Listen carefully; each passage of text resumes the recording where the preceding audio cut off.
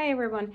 So today I wanted to talk about what I actually study and a little story of how I got into the school and maybe some of my tips if you want to admit into School of Economics. But today the video is going to be a bit different for my English speaking people.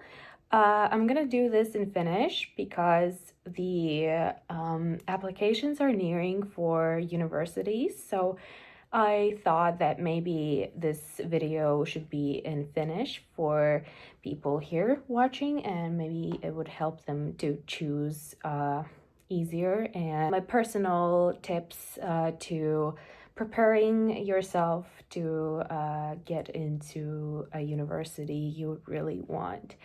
But don't worry, I will most likely do subtitles myself, so you can put them on and maybe catch some Finnish while listening. Okei, moikka! Mä ajattelin tänään tehdä tämän videon vähän mun omasta kokemuksesta tuosta yliopisto-opiskelusta, ja mikäli täällä on katsojia, jotka tulee hakemaan yliopistoon nyt kevään aikana maisteriksi tai ihan kandivaiheeseen jo, niin tämä voi ehkä auttaa teitä päättämään ja ehkä just niinku avaan teille tätä kauppisopiskelua yliopistossa. Eli tällä hetkellä mä opiskelen Åbo Akademissa kauppiksessa maisteria. Mun ohjelma on Governance of Digitalization. Ja mun pääaine siinä on semmonen kuin tietojärjestelmät, Information Systems. Mä valkkasin sen, koska tuossa ohjelmassa ei ollut sinänsä mitään, mikä kiinnostaa mua palavasti. Kun mä hain hankkeniin ja tonne, ja hankkeniin jäi 1 piste, että mä olisin päässyt sisään, niin sitten mä pääsin tonne. Mut anyways, niin mutta toi on niinku mun pääaine, mutta sivuaineena mulla on aina ollut toi Valtsikan noi tieteet, poliittiset tieteet enemmän. Niin niitä mä opiskelen sitten vähän enemmän, vaikka pitäisi keskittyä noihin pääaineen opintoihin enemmän, mutta ihan hyvin on mennyt ne. Mä tein sen virheen alussa tuossa ohjelmassa, että mä valkkasin itselle pääaineeksi analytiikan. Ja toi analytiikka ei ollut ihan mun juttu, koska mun matikka ja tommonen laskemallinen pää ei ihan oo niin kehittynyt ymmärtää, niin mulla meni hetki aikaa siinä alussa, tai meni hukkaan sitä aikaa siinä alussa, niin onneksi mä kyllä niinku vaihoin sen tossa just ennen kuin se toinen periodi alkoi, niin en mä jäänyt paljon tosta nykyisestä pääaineesta ohi.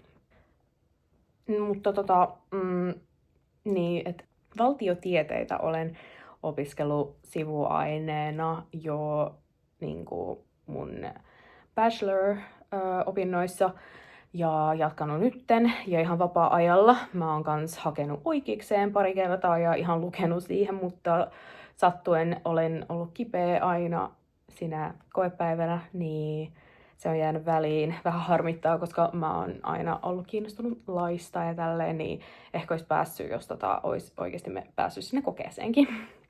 Mutta anyways, niin poliittiset tieteet on semmoinen juttu, mikä kiinnostaa mua. Eli mä tavallaan kuuluisin Valtsikkaan enemmän kuin kauppikseen.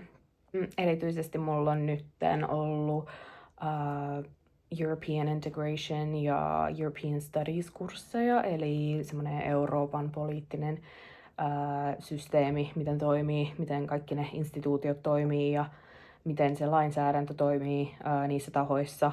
Että noi on semmosia, mitä mä oon tehnyt nyt. Ja mä ajattelin, että jos nyt kaikki menee hyvin, tää on siis ollut tosi hektistä tää maisteri, että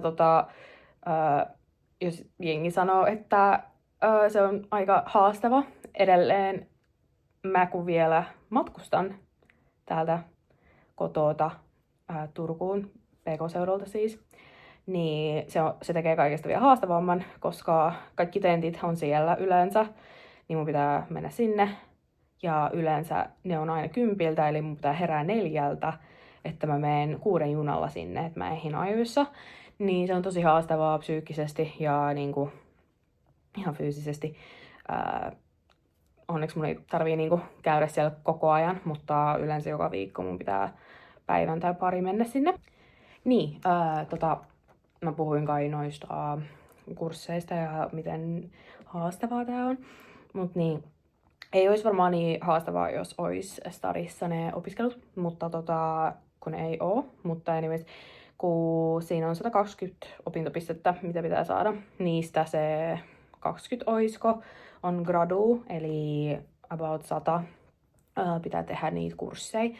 Ja se tekee sen haastavammaksi, koska yleensä tommonen määrä, mitä mä oon nyt tehnyt syksyllä ja nyt keväällä, tehdään yleensä 2 ei periodiin, vaan jaksoon. Tai niinku kandeis yleensä on. Mulla on nyt 75 credits kursseja koko keväälle, eli about 8 kurssia per periodi. Ja se ei mitään kivaa, koska mä oikeasti oon koko ajan ihan all over the place, että mitä on tulossa ja näin edespäin. Mun pitää laittaa kaikki kalenteriin aina noista luennoista lähtien. Onneksi ne luennot on usein, että on joko Zoomissa tai ei yleensä tarvii niinku osallistua. Mutta tietenkin on se kiva osallistua niihin, koska sit pysyy oikeasti perässä, että mitä tehdään ja näin edespäin. Mutta niin, miksi mä nyt haluan oikeasti, että mä valmistun sitten ensi vuonna. Tai pläänin mukaan se pitäisi tapahtua ensi keväällä. Tietenkin noi kurssit pitää suorittaa, että keväällä sitten toivottavasti kaikki menee läpi, niin ei tarvitse uusia mitään syksyllä, kun mä aloitan mun gradukirjoituksen. Yhden kurssin siitä analytiikasta mä feilasin viime vuodelta, että se vielä roikkuu tässä. Mä en tiedä milloin mä saan tehtyä sen uusiksi tai kun se OP ei ole kirjoittanut mulle mitään. Mutta mä toivon, että pystyy kesäkursseen ottaa esim. Jos tarvii niin jotain ekstraa tehdä. Mut niin, mulla on plääneissa siis mennä tekemään mun tohtoritutkintoa tonne Helsingin yliopistolle. Sitten niin tämän jälkeen, niin mun pitäisi nyt niin kesällä kans alkaa tekemään sitä tutkimusplääniä ja sitten syksyllä etsiä itselle ohjaajaa. Niin sen takia mä toivon, että kaikki pysyy aikataulussa ja mä saan noi kurssit ajallaan tehtyä, koska mä vihaan sitä viime tippaa oottamista ja jättämistä. En tykkää. Niin mä tykkään tehdä kaikki aina niin kuin ajoissa. Ja niin mä ajattelin tekee ton mun tohtoritutkielman just jotain siihen politiikkaan liittyen. Mua kiinnostaa luennointi, että se on se oikeastaan niin kuin pääsyy, miksi mä menen tekemään sen tohtorin, että mä niin kuin oikeasti tykkäisin tehdä sitä niin kuin ihan työkseen, niin sen takia oon menossa tekemään sen sinne. Tää video on vähän all over the place, koska mä en osaa järjestää tätä jotenkin fiksusti, mutta mä voin kertoa vaikka seuraavaksi, että miten mä niinku päädyin opiskelemaan noihin korkeakouluihin, tai mikä oli mun oma opintopolku. On traumat tohon sanaan. Mutta mä olin lukios ja se oli vähän semmoista hektistä aikaa, niin kuin se aika usein on niin kuin siinä iässä, mitä ollaan siellä. Et niin kuin en ihan tiennyt, mitä niin kuin tuun tekee tai mitä mä haluun, niin se tekeminen oli kans vähän semmoista kyseenalaista. Mulla oli ihan niin kuin perus keskivertopaperit sitten sen jälkeen, mutta mä voin sanoa, että se ei oikeasti meinaa mitään, noi sun paperit. Niin sanois, että jos sulla on huonot paperit lukiosta, niin kyllä sä voit päästä yliopistoon opiskelemaan, kun aika monet sanoo, että se on mahdotonta päästä opiskelemaan, vaikka se ei olisi yliopisto, se voi päästä AMKiin. Yliopisto on mun kokemuksella helpompi hakea, koska sä pystyt oikeasti niin kuin lukea siihen ja valmistautuu siihen. Ja nykyään on myös kaikki maailman haastikset. Mä oon päässyt niin kuin esim. Haastattelujen kautta sisään. Niin siinä niin kuin pääsee tosi hyvin niin kuin erottuu niistä hakijoista. Niin just semmoiset taidot on tosi tärkeitä, noi vuorovaikutustaidot. Sitten mä valmistuin 4 vuoteen, koska se tekeminen oli just semmoista. Ja mä en millään päässyt just matikan kursseista läpi, niin mun piti uusia niitä monta kertaa. Ja se meni just siihen, että mun opinnot veny sen takia, että mulla oli niitä kursseja, mitkä piti saada hyväksi luettua. Ja mulla oli vaikeuksia kirjoittaa kans yksi aine läpi, niin siinä meni 3 kertaa, että mä jouduin tekemään sen uusiksi ennen kuin se meni läpi sitten B:llä.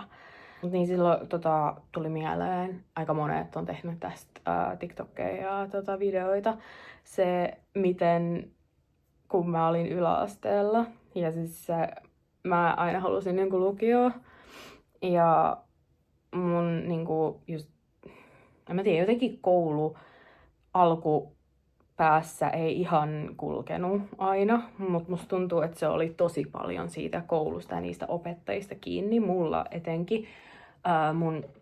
Mun opo sanoi mulle, että pitäisikö mun miettiä jotain muuta kuin lukioon, koska mä en tulisi pääsee sellaiseen mun tasolla, puhumatta mistään muusta. Silleen.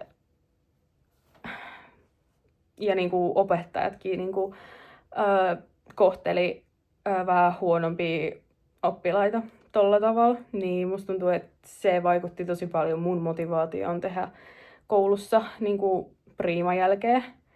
Mut just niinku silleen, että se opo just aina niinku ei ikinä tukenut mun niinku haaveita ja alensi mua siinä, niin silleen näkispä mut nyt, mulla on kohta korkeammin koulutus kuin sille, mutta ei mitään. Mut niinku, niin se on ehkä semmonen megasyy, miksi mä en ollut mikään super opiskelija silloin alemmissa kouluissa, mutta sitten niinku yliopistoissa mulla, niinku, kun sä pääset just siihen sun juttuun kiinni, niin tietenkin se alkaa kiinnostaa ja sä oikeasti haluut tehdä priiman jälkeen kursseilla ja näin edespäin. Mutta niin jälkeenpäin, kun miettii silleen, en kadu mitään. Mä otin mun aikani ja mä oon siellä, missä mä haluan olla. Mut joo, silleen johtopäätöksenä voin sanoa, että nämä mun opinnot on tosi kivoja. Miinus se, että välillä tosi raskasta tai enimmäkseen, koska mulla on mun treenit ton lisäksi ja sitten duuni ja muut jutut. Esim. Mä oon järjestää 2 vuotta mun yhtä opiskelijatapahtumaa, niin se kans niinku vie aikaa, että mulla tavallaan ei oo mitään sosiaalista elämää sen lisäksi. Mutta loppujen lopuksi mä mietin aina, että kyllä tää niinku maksaa itsensä takas ja just niinku ootan tulevaa ja toivottavasti kaikki menee hyvin ja niin.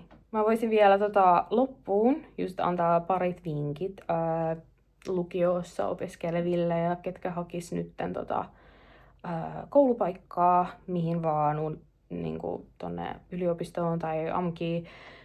Nämä pätee ihan molempiin. Tietenkin kokeet on vähän erilaisia, että AMKissa on vähän enemmän niinku semmoinen looginen. Mä kävin yhdessä, niin oli monivalintaa, niin mä en tiedä, onko se muuttunut paljon siitä, mutta sit yliopistossa on sit vähän eri, että siellä on vähän, että pitää lukea jotkut matskut esim. Ja sitten siitä matskusta just esim. Kun mä olin siinä artiklan kurssilla, niin siellä oli semmoisia tehtäviä, esim. Joku oikeuskeissi ja sitten sun pitää arvioida, että esim. Onko tää niinku oikein väärin yömös, että niinku ne eroaa sillä tavalla, että sitten sun pitää lukea vähän enemmän niin kuin teoriaa ja matskuja siihen yliopiston kokeeseen, ja yleensä ne tulee aika pienellä ajalla, että oikeiksen niin kuin ne koematskut tuli joku 3 tai joku 4 päivää ennen sitä itse koetta, niin se on aika haastavaa sitten niin kuin just sisäistää ne kaikki ennen sitä koepäivää, mutta anyways. Mä sanoisin, että jos sä kauppikseen tai just niinku taloustiedettä meinaat opiskella, niin keskity siihen matikkaan. Et sitten taloustieteessä erityisesti just on se, että siellä on kaikki kurssit yleensä perehtyy mikrotalouteen, ekonometriaa, ja ne kaikki on tosi, itse oon ottanut pari kurssia ja jättänyt kyllä väliin, koska se on sitten semmoista painavaa matikkaa, että siinä oikeasti pitää olla semmoinen matemaattinen pohja, jos semmoinen kiinnostaa. Mutta kauppis on sitten vähän niinku semmoinen yleinen, tiiäks, että siellä yhdistyy niitä eri tiedekuntia.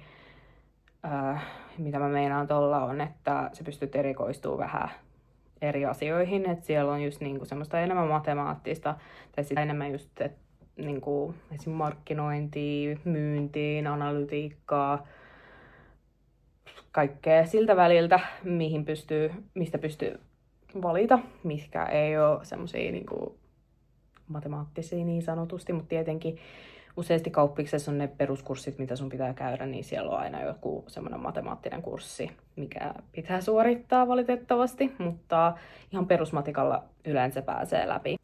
Mut niin, mä toivon, että mä avasin vähän kauppista, tai tää oli enemmänkin just semmoinen mun oma kokemus, ja yritin avaa just enemmän, että mistä on kyse ja mihin allekirjoitatte, jos haette, ja mä todellakin rohkaisen hakemaan kauppikseen. Mä oon just yrittänyt saada veljeä hakea tonne, kun hän yrittää päästä sisään. Ja niin, musta tuntuu, että kauppis on tosi semmoinen antoisa opiskeluvaihtoehto. Niin mä haluaisin sanoa, että jokaisen ihmisen opintopolku on erilainen, että jotkut jumittaa just lukiossa, jotkut pääsee nopeammin pois lukiosta ja sitten ne jumittaa päästä yliopistoon ja toiset jumittaa yliopistossa, toiset sitten saa kaikkien ajallaan tehtyä, mutta loppujen lopuksi kaikki valmistuu ja ei pidä vertaa toisiaan keskenään ja niin. Tää on oikeastaan mitä mä halusin sanoa, että hakekaa todellakin, jos kiinnostaa, ja että siellä pärjää kaiken tasoiset ihmiset ja sä aina tuut oppii, miten tehdä asioita ja pärjätä niillä kursseilla. Niin, kiitti, että katoitte, jos selvisitte ihan loppuun asti. Ja tää oli tämmönen mun eka suomenkielinen video, niin toivottavasti saadaan ihmisiä katsoa ja kiinnostua. Ja tää oli vähän semmonen off the topic video mun kanavalle, mutta mä ajattelin, että mun kanava on semmonen, mihin mä pyrin laittaa semmoista niinku urheilu kautta opiskelukontenttia, niin toivottavasti tykkäsitte. Ja kommentoikaa, jos teillä on mitään kysyttävää tai jotain ajateltavaa, kokemuksia, mitä vaan. Mä mielellään luen niitä ja vastailen teille. Niin, kiitos, että katoitte ja moikka!